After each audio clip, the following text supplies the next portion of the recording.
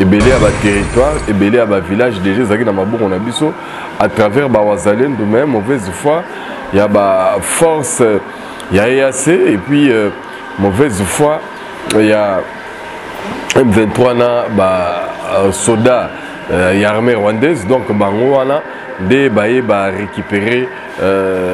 territoire ya Kichanga mais eza éphémère parce que toko récupérer na biso ngo lisusu wana zaki Bawazalen de même Kalaming était FARDC, Bangomoro, Basso passer en action, puisque pour un territoire Nabiso, tu peux permettre de même 6 km, 1 km, 1 cm, et que dans ma boko, il y a Bangona donc. On est tout bazar au Sala et Rosala voué à l'échec. Dossier Est pour l'instant, ils ont très bien suivi et Bawazale nous peut balalité là-bas fond. Senia Outaka déjà publié liste il y a des candidats provisoires na présidence de la République oui que va retenir Batunion tout alors on va retenir Batunion et ça dit que suspense ou etikali amener les ali cour constitutionnelle alors on est dans la cour constitutionnelle batu bazar au saisir bazo sala ba requête kuna on a dénoncé ba candidat mususu que bazabo toujours on appelle dans réseaux sociaux ba mensonge belé mais ce qui est officiel il y a un monsieur Oyo à saisir cour constitutionnelle pour la Kambotali faux document il y a nationalité et pour la Moïse Katumbi alors ils ont bangé ça banga mais ce qui est bon ils allaient que cour constitutionnelle dans la dernière mot parce que bateau y a republié comme ça republié tous les 24 sur un à Sali tu y éviter est-ce que ça va tout y a coca tes autres à la cour constitutionnelle mais pour le moment biso tout aux arabes observateurs tous à la na JTT ba makanisa mabe bandate parce que non ba tebele baza ko menace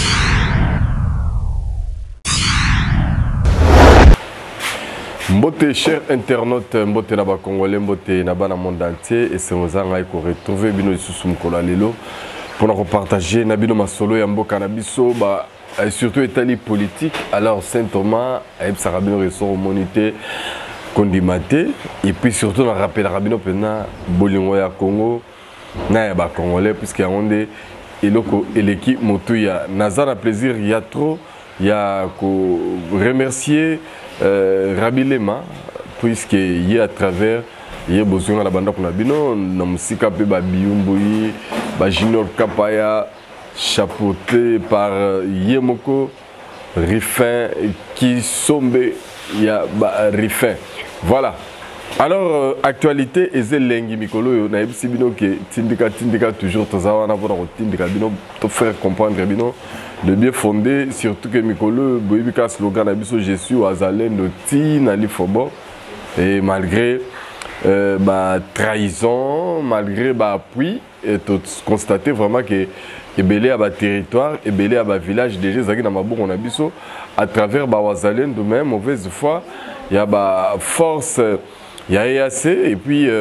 mauvaise foi, il y a M23 na soda il y a armée rwandaise donc bango wana de récupérer territoire ya Kichanga mais eza éphémère parce que toko récupérer na biso ngo lisusu wana zaki Bawazalen de mais Kalaming était FARDC Bangomoro baso passer en action puisque pour un territoire na biso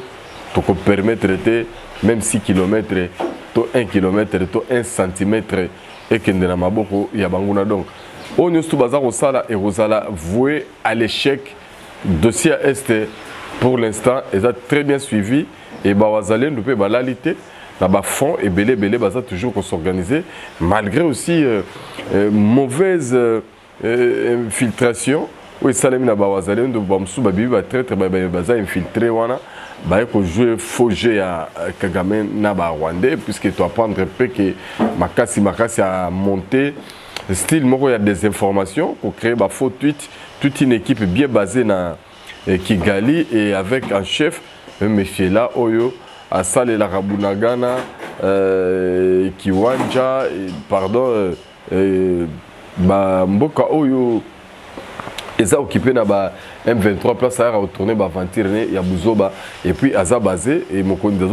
bazo ko surnommé na réseaux sociaux comme Mokondi ba tweet ya ba désinformation parce que yé a créé la psychose pour que la population na biso ba déplacer na ba village au bazali même à l'occasion de rien il peut mettre des mensonges sur les murs pour que ba o baza esprit faible ba o ba yebi ko discerner TOP ba la moko ba rolinga ba na ko finga FARDC to ko discréditer biloko moko ane wana alors ces gars Aza très spécialiste. Voilà pourquoi je te recommande Bino. Bino ba Congolais, Bino bande connexion partout bozalaka. D'abord esprit à unité, esprit il y a patriotisme et là tabino il y a onde et qu'on permettre biso na bino to avancer makasi sans problème. Donc voilà ton bino boto ni po bozale belé et to koki ko bosanate ba otu basalaka ke biso to zala la ba maman Niclette il y a motema ya Saint Thomas. Donc place à Zali. Salam ya mnene ya wana zalaka na yo kaka sayo mawatro tumoni tolobeli. Alors lelo nazana des dossiers moko na ina solo na bino rapidement parce que la ina tikape bino bokene ko continuer ba activité na bino pour talaka libanga ya onde makambo partout ba congolais bazali biso awa na République démocratique du Congo mobimba pe Kinshasa particulier tout ça j'ai la fièvre électorale webi que Senia Outaka déjà publié liste. Il y a un candidat provisoire na présidence de la République qui va retenir Batunyonso. Alors, le rôle va retenir Batunyonso et ça c'est que suspense ou etikali amune nezali cour constitutionnelle. Alors, il y a la cour constitutionnelle, Batu baza ko saisir, bazo sala ba requête kuna on a dénoncé ba candidat mususu que bazabo tozo on appelle na réseaux sociaux ba mensonge belé mais ce qui est officiel, il y a un monsieur Oyo à saisir cour constitutionnelle pour na likambo Italie faux document il y a nationalité et pour la Moïse Katumbi alors ils ont bangé ça mais ce qui est bon ils allaient que cour constitutionnelle dans la dernière mot parce que bateau y a republié tant sont republiés tous les 24 sur quand on s'est à sali tu y éviter est-ce que ça va bateau nous y a coca tes autres à la cour constitutionnelle mais pour le moment biso tous à l'observateur tous à la nan GTT ba makanisia mabe bandate parce que nogi batebele baza ko menacer que ce ka bolongoli Moïse Katumbi alors il faut bakata katanga katanga faut bakata yango parce que batebele baza très lié na Moïse Katumbi ce qui veut dire que l'élection Nandenge déjà nan ko totoke élection en mode nan bandité mais déjà bazo ganga ke ba tricher ba frauder et pas ba opposer belé neti ba Martin Fayulu bo mona ki na ba bisike belé mo azolera azo pe sa balaba la vie de mbote mais azo zela po ya ko yibisa biso ke non tiseke de tricher voilà biloko bango baza ko préparer mais est-ce que biloko wana photo banga ya ngono biso to banga ya ngote ko encourager biloko ne période tozali donc tozana plein droit ba bazana plein droit ya kobanda kokumisa moto bango balingi ezali lisusu jale lote baza pe na droit ko critiquer ba op ba yela ba aventure ba mona na ke pona bango bazo répondre à ba critères té donc faut plus nous mélanger puisque actuellement na moment autolo ba oyo Fati Félix Tshisekedi président au ba congolais belé ba yebi ke yende mutu azana masolo pe a rozala nango candidat numéro 20 la ministre a double casquette à chef de l'État puis candidat dans la compétition donc il a droit de parler comme eux aussi parlent. Donc, il a le droit de revendiquer et même les lieutenants naïe tout, a droit ya pour riposter vigoureusement na auto bakolingaba par le roi Bouzo bananzoto naïe. Et il ne faut pas croire que batu baza dip. Donc tout le monde est éveillé et ndenge ba candidat baza ko s'organiser ba état major na bango tori Didier Mumengi wana na Denis Mukwege baza ensemble et directeur né en campagne. Denis Mukwege déjà na yebisa bino la fois passé que na opinion Aza j'ai discrédité Makasi mais Aza aussi la forcing pour battre tout baïbike pour qui il roule parce que ça n'a pas bien fait moi de faire rêver bino ba Congolais oui que bato ba tintin bato ba théâtre parce que Congo niveau vandaki na niveau la muki donc des obangi sabango puis ils ont continué kolamuka grâce à bras très ouvert il y a Félix Antoine Tshisekedi de Chilombo Oyo Aza Robert tous les Congolais de tout bord tout Tongambo Canabiso tous à la district ba district bisoté na ba politicien au bazanga gaz panique ekoti na kingakati eza sous le solo robetate parce que constat est général depuis nomination il y a Eddie Capen donc mambe kotizelo esanga ekoti mobulu eza ya roinda na ebisi bino ke benda bika makambo eza robeba alors panique eza total na ngambu ya bandeko oyo ya kingakati na yebisi bino ke ezali ya koinda kuna kobange koti. Pourquoi kobange koti? Parce que arrivé ya Edi Kapende égal Moutouazana ba réunification te na kati ya Rwanda égal Moutouazana rien à voir na tout ce qui était mensonge. Vous pouvez vous imaginer bandeko nanga ba congolais histoire lekela biso na 2001 liwa ya musée tango esalemi tomoni kaka ba monter scénario moko le plus simple ba laisser biso tout vanda biso na binoti lelo to comprendre raté to ba raté parce que musée quand même au-delà de tout ce qu'on peut lui reprocher, il était notre président de la République, un symbole de la nation. Mais basala est coup d'état. Mais na coup d'état au basala musée ti lelo peut-être ba tebele basi ba bosani bana ba koli puisque moi na 2001 lelo azana ajini. Botala kaka. Ce que ba efasa ba tebele makambo na makasi. Mais Edi Kapende asali 20 ans, yeyo abandi musala. Ndenga abandi musala ezana bato bazobanga. Pourquoi bato na bazobanga? Bato na scénario bakotsa na kati ya mito bato na opinion ya monde entier bato tout bayebi ke balakisaka scénario moko oh Moussa Koufi Rachidi mutaboma musée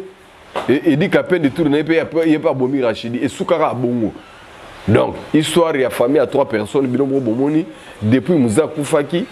ti règne ezalaki biso tout ozo constater que il y avait que 3 noms où ezaki ko régner na famille présidentielle wana obiso no soto ebi que famille Kabila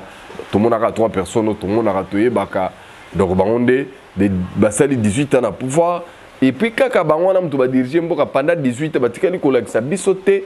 assassin véritable ya musée Laurent Désiré Kabila balinga rapé tout na likambo bango te et suka na ngoka ndengona me bango mtu basimbaki pena ngwende mais bango te mtu ba occasionna ko boma musée. Mais par contre, tu vas pouvoir. Parce que tu as un musée. Si les gens ont revendiqué le pouvoir, le musée pour récupérer le pouvoir. Donc, la confusion est belle. La histoire, il y a un tellement Edi Kapende bouki misère bomba. Et pourquoi Edi Kapende? Edi Kapende a dérangé déjà le plan na bango parce que Edi Kapende est la première personne à alerter les Congolais que Moutoua Bimate, les soldats frontières à la fermer lorsque Baboma qui musée. C'est les toutes premières personnes à parler aux médias. Joseph Kabila à l'époque était incapable de relobabo. Pour y atika la relobate, atika azala rapena baba moko total. Et c'est par après que kaye kolobane kaka lors il y a recel et l'abisso discours naé, il y a investiture au bana mémoire beaucoup ta même na internet. Bino moko aura discours wana en 2001. Bochango ndebo se rendre compte banani bazalaki ba bénéficiaire ya liwa ya musée Laurent Désiré Kabila pe et bandi depuis ta wana ti lelo batikala ko lakisa biso te muto aboma musée Laurent Désiré Kabila de triste mémoire que son âme repose en paix. Alors Edi Kapende va contrôler les grands Katanga militairement yene mutakoza na contrôle kuna toka ka bato ndenge na ndenge babimaka bato Gédéon Kyungu bato oyo John Numbi a bomba bato ba ferme zebele kuna bakashamata ba mususana ko mona oni bato ba ferme na bango na yebi kashamata na mususana kashobwe donc ba ferme biloko bato ba bomba na ba ferme na toye bakate. Maintenant John Numbi et pardon Edi Kapende a son contrôle